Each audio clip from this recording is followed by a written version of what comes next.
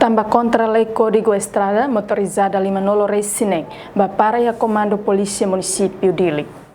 Comandante Polícia Município Dili, Superintendente Sef Henrique da Costa informa. Comando Polícia Município Dili Lihusi Secção Trânsito, Hamuto com Patrulha Esquadra, retang apoio Husi Serviço Informação Polícia. Halo passa revista e Hafatin Rua, consegue prender motorizada Hamuto Clima Nulo Resinem.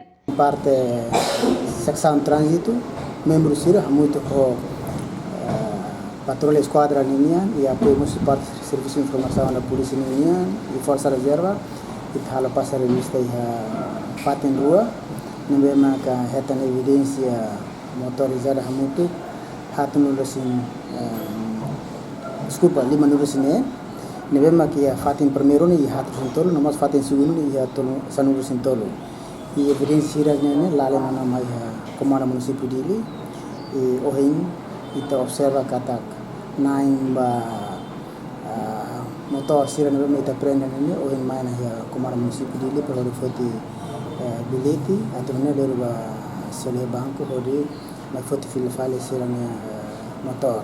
Motorizada sira beda daune para iha Comando Polícia Município Dili balu tambah carta condução mate laluri documentos no assessoria la completo. Anasan bain balu carta condução mate balu laluri documentos balu accessórios la completo tahu ida nema ka ita prende para tu nani lori mai halo berpasa multa ita husuba firran hototu para tu nani na fatin cumpri outro lei no 623 nian lei Código Estrada nian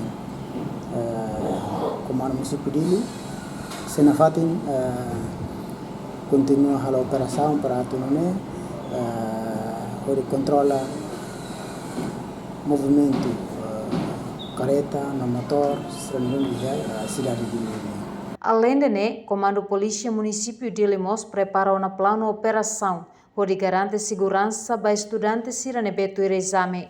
Ba cidadão roto Comando Polícia Município de Lihusu atu colabora no lautuir lei Código Estrada onde há menos acidente tráfico. Reportagem da Zavera Televisão Timor Post.